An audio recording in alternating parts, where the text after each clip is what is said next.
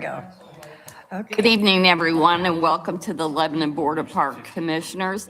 I'd like to call the meeting to order and let the record show all members are present except Diane Scott and Jessica Lawler. If everyone's had a chance to review the minutes from the April meeting, I'd entertain a motion to approve the minutes. I have a motion. Do I have a second? Okay. I was. Okay. He gave us a thumbs up. So. I have a motion and a second. All those in favor say aye. Aye. Those opposed, motion carried. Under old business this evening, we have Kevin Krulik with project updates.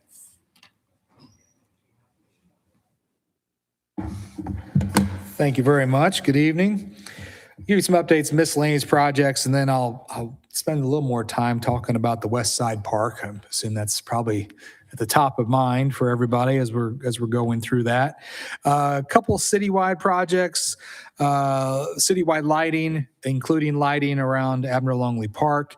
Those contracts are now with our attorneys, so as soon as we can get approval from the legal department on that, we'll be able to move those forward and look at light construction later this summer.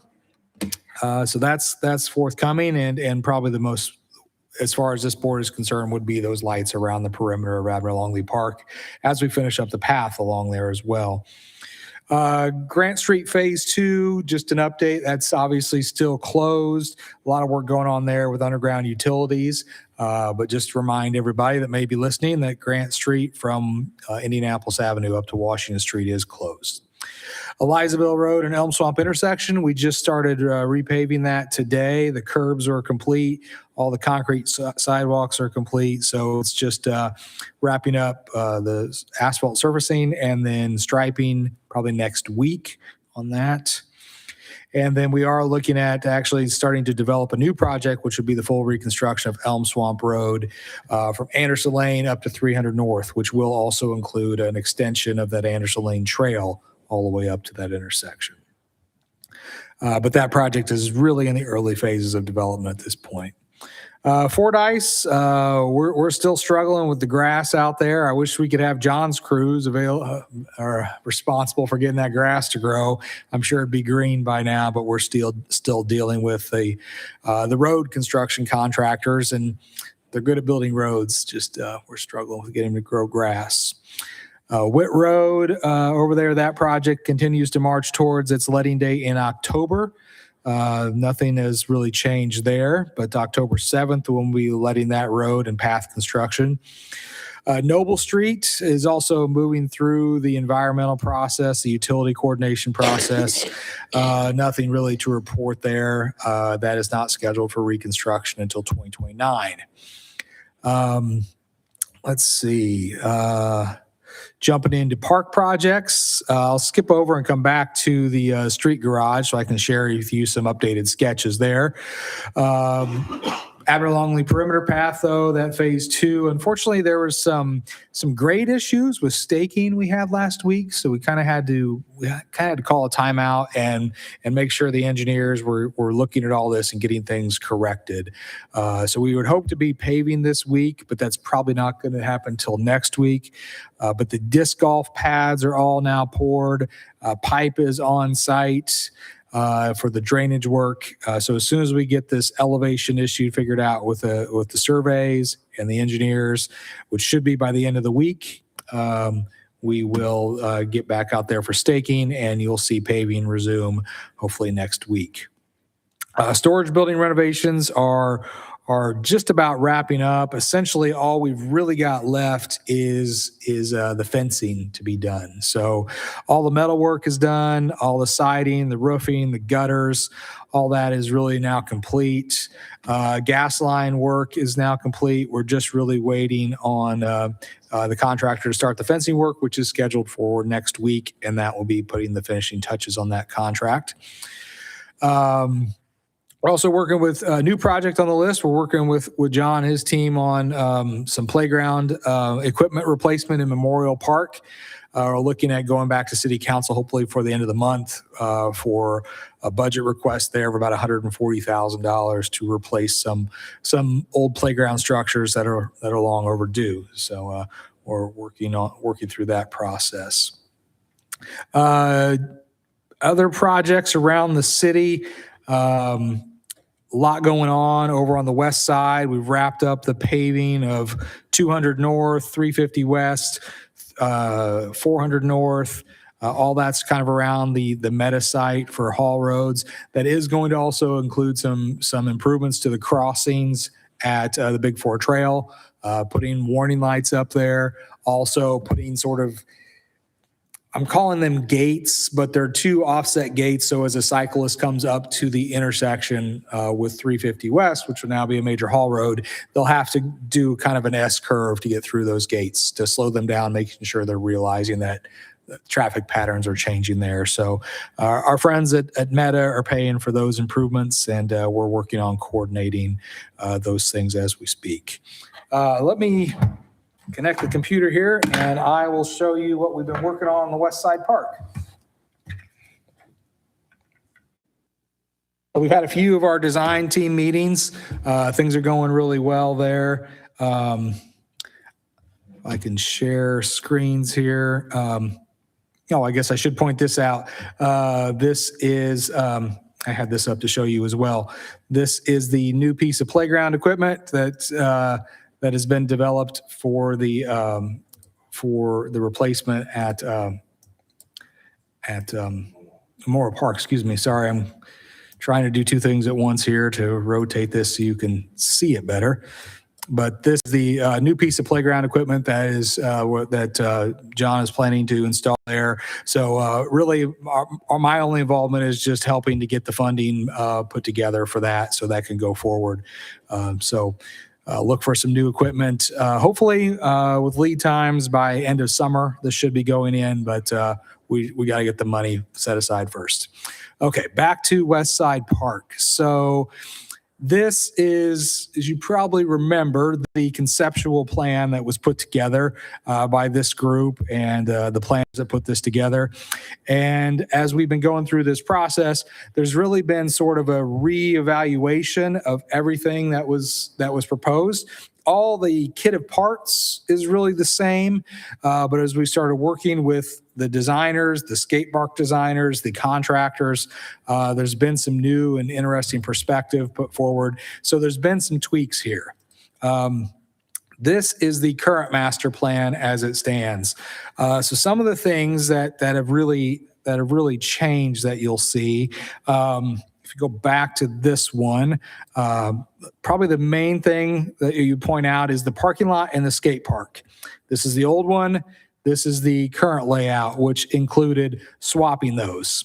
The idea was there is that if we ever needed to grow the parking lot or grow the park, it would probably be easier to grow south if it was ever needed. There's no plan for this, but at some point in the future, we'd hate to have that parking lot landlocked and not be able to acquire any land if we decided we needed more parking.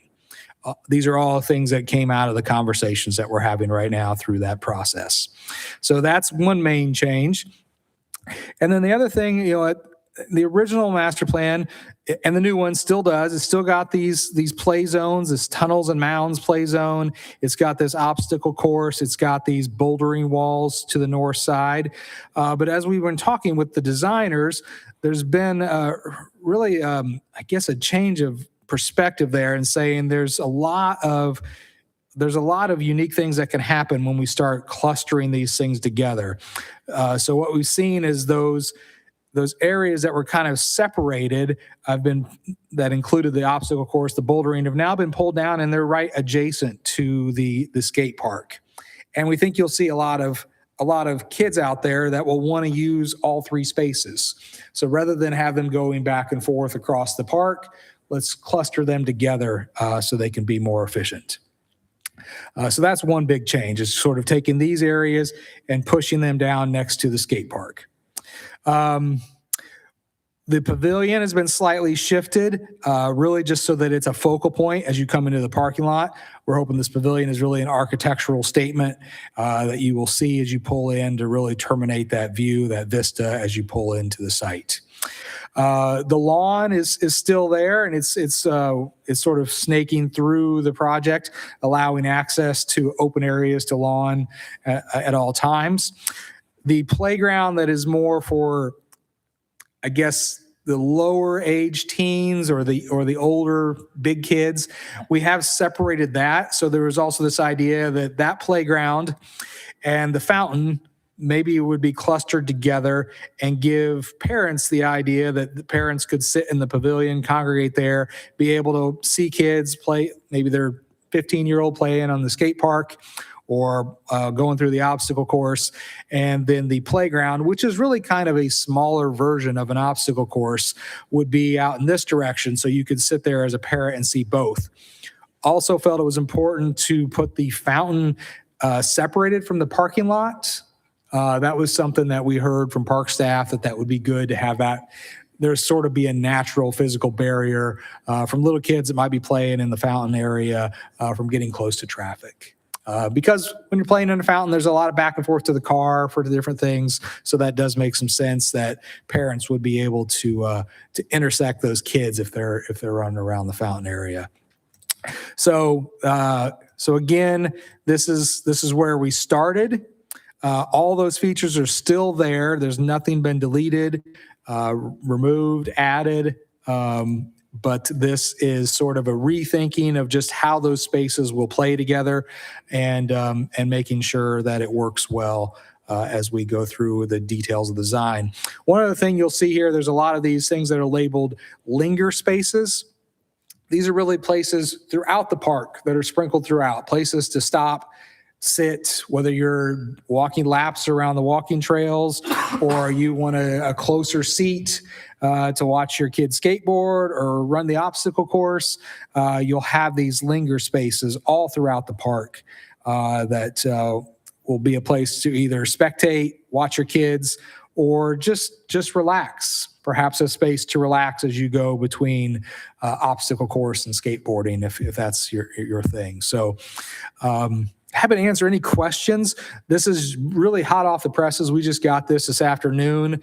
When we started a week ago, we had this, and the team brought together sort of 4 different options. We didn't make it easy on them. We didn't pick any of the 4 options. We kind of mixed and matched different features that we liked. And so this, I think, really captures the conversation that we had in the room with the committee. And again, I'm just one voice on that committee, but I think they've done a good job at combining this. And maybe John will also speak to that, or if next time you see Jessica, she's also been involved in these conversations. So that's my update on the West Side Park. Happy to answer any questions or talk through any concerns you might have. Question. Just because I always find it bothering. You moved the parking lot. Can you explain why it's somehow easier to expand the parking lot there than, say, on the other side?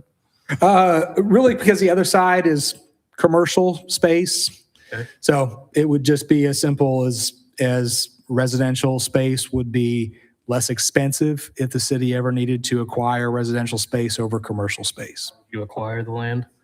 It would go through a normal acquisition process that would involve appraisals and then an offer to individuals based on those appraisals. If they choose not to, then we just don't expand the park? That would be one option. There are other options that could be thought about for acquisition of land, like through eminent domain. But I will say, under this administration, we've never done that other than for road and utility projects. So it's not something we're accustomed to really doing. So it's just the idea that if you ever had to, that would be easier to acquire that land than the commercial businesses on the north side. So because it's commercial, we're less invested in trying to take the land. That's the only reason. Homeowners' land, fine. Commercial, well, less investment in all land is owned by somebody. Correct. So, it's really just what we thought would be easier to acquire if it came to that. Developed on that other side. I mean, there's a business. Yes, Yeah, there's a there. couple of Where on the other businesses. side, it's just open property. Mhm. Okay.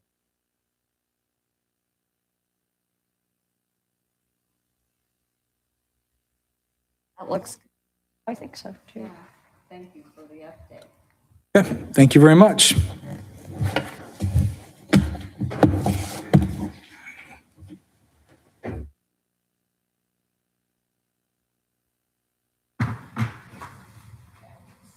Is there any new business, John? No? No. Okay. And we'll go on to the director's report. Good evening. Yes, the sewer lines at the maintenance barn at Memorial Park have all been repaired now, along with all the new pavement over it. We got our lids in and finally got those concreted in. So I want to thank Kaler Plumbing and Triangle Asphalt for all their great professional work. And they were timely and really very good working with all of us. Storm damage caused several trees over the past month to come down in our park, so we've taken those down. We have some stumps to remove. We were able to get those all removed and cleaned up except for the stumps. And we've planted a few memorial trees in the past couple weeks now that the weather's kind of broken. And obviously got rained in with all the rains we've had, so they're flourishing. All the parks have been treated with weed control and fertilizer, and some areas with the pre-emergent. That stuff's pretty expensive, a lot more expensive than fertilizer, so we selectively hit those areas with pre-emergent. Flower beds, we've edged quite a bit of them. We're still edging those and going right behind them with installing all the mulch. Now that Mother's Day's this Sunday, we can start planting flowers. As you see, we've had frost. I think we might have one in the morning, so this weather, I tell you, but that's why we wait until May. We'll get downtown planted and all Memorial Park flowers, and we'll be ready for that. Canvas and umbrellas downtown and also at Seashore Water Park. All the canvas umbrellas and everything have been installed. We've started we've filled both the pools now for the season, and along with power washing the deck, getting everything ready for our opening day. Also deep cleaned the bathhouse and they're making repairs. Obviously, it was a tough winter with all the zero temperatures, and we always have repairs, so taking care of those. We also finally finished up new cabinets and countertops were installed. We installed those today. So after 15 years, we have new countertops and cabinets in our concession stand. Those others were well used. We turned on the irrigation at the water park and the baseball diamonds. So those are all good, even though we don't need them right now. Other than that, everything's moving along good. Everybody's busy and just trying to stay up with the grass that you have to mow every 3 days. But there again, it's looking good. We do have the drainage problems, and Kevin and I will work through that throughout the summer, and we'll try and do a lot of that work in-house. I know Karen had mentioned that at the last meeting. That's on our radar, and we are going to try and take care of it. We've already done some this last fall, but we hope to tackle quite a bit more. As you go through the parks right now, you can see quite a few ponds everywhere. Program events, our Easter egg hunt was delayed a week due to the weather, and thank goodness we waited because the next week was much better. Nice sunshiny day, and we had quite a few happy campers out there and quite a few prizes. And we appreciate everyone who still joined us. Our pool party calendar is fully booked for the 2026 summer season. Seashore Water Park will open for the season on Saturday, May 23rd. Our Saturday hours are 11 a.m. to 6 p.m., and you can visit our website or give our office a call for any other hours and pricing. We've already had quite a few people in getting pool passes for the year. As cold as it is, too. It's crazy. Spring Pickleball League is going well, along with LHS Baseball and Lisa, just talking to Brett, doing a great job out there. We had the first disc golf tournament with our new concrete pads that Kevin was telling you about. Very well received. I talked to several groups out there. They love our course, 18-hole course, and now the brick pads or the concrete pads are out there. They're loving it. They'll have another tournament coming up here soon. Again, go to our website and we will tell you when those dates are. Had also, excuse me, had a nice group, about 20 people came out, the Morrison group. They volunteered last week and worked through all the rain. It was really nice. They did get to witness eagle eating its breakfast out in center field. I got out to second base and I was taking pictures of it. You might have seen that on Facebook, but got out there and then the eagle kind of raised up, so I backed off. I got to second base. It was in center field. That was beautiful, though, but it had its breakfast out there, and all the Morrison people got to witness that. It was really cool to see an eagle out there. Our summer swim lessons are now full. They opened up Monday, and believe it or not, those lessons are all full for June and July. Pretty crazy. They filled up very quick. The Megan Hammerly Run will start and finish in Memorial Park this year because the construction at the high school. It takes place on Saturday, May 9th, so this Saturday. On Saturday, May 16th, there will be a run down the Big Four Trail near the Menards Trailhead. Joe Harden, along with his committee, is planning this event.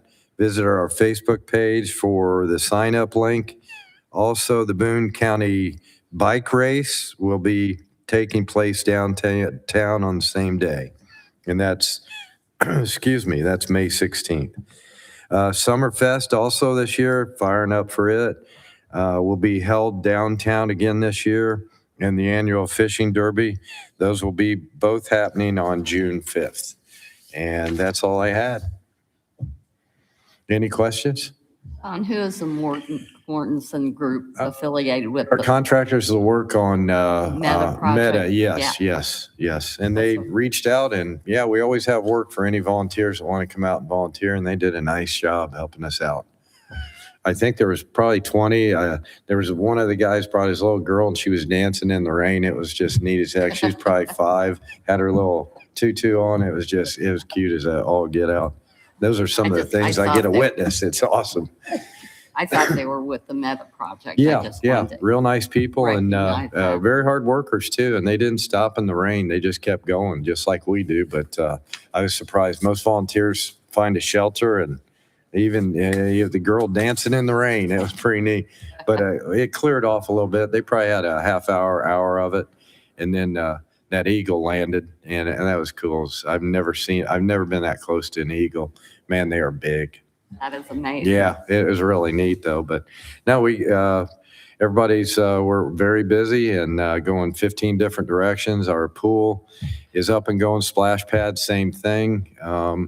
There again, we'll open on that May 23rd, and we're sending our chemicals in later this week. I have to do a couple testing with the state and the health department, so that'll be taken care of and everything will be good to go. Hope for the weather. Yes, that's it. Yeah, we can start planting flowers after this Sunday, right? Right, Yeah, and that's happy right. Mother's Day to all you mothers out there. Yes. The race on the 16th, will all that work be done out there? I just came by there this evening and there's. No, it will not be done. No, but they're very well aware, and we're going to mark the areas. No, that work will go on quite a bit of this first part of summer. Are you talking around Menards? So which Yeah. way will the race be? They're still running? going to run down towards Thorntown from the Menards Trail. They're going to run that way and come back. They have 6 miles. They have 14 miles. So they'll run 7 miles and then come back, or 6 miles. They have different barriers. They're the same group that came out last year and did the 12-hour race or run around the park where they constantly did it. Somebody did 36 miles or something crazy. I'm not a runner. But yeah, that's the same group. And they have a running club. I think there's 20 or 25 in that group. They do it. So it's that group, but everybody's welcome, and we have it on our Facebook page if you'd like to Be join. able to get through. Yes, they will. Yeah, everything will be marked too, that where they can't go, but there's no restrictions. Utilities have stayed kind of in that gravel area to the side of it. And when utilities is done, they're going to re-asphalt everything and fix everything. They're putting all their pipes in for that lift station that's going in, so. And it is their easement, so it's kind of theirs anyway. But yeah, everything's good. We've already walked down there with a leader and everything's good. And they've actually been running out there, so I don't know if they're getting ready for it or what, but they run a lot. There you go. Any other questions? No, for John? thank you. Have a great Mother's Day. Thank you. Nothing else from the board. I'd ask for a motion to pay the claims. So moved. I have a motion. Do I have a second? Second. I have a motion and a second. All those in favor say aye. Aye. Those opposed, motion carry. The last item on the agenda is I would ask for a motion to adjourn. I'll make a motion that we adjourn. I have a motion. Do I have a second? Second. I have a motion and a second. All those in favor say aye. Aye. Those opposed, motion carried. Thank you for joining us this evening.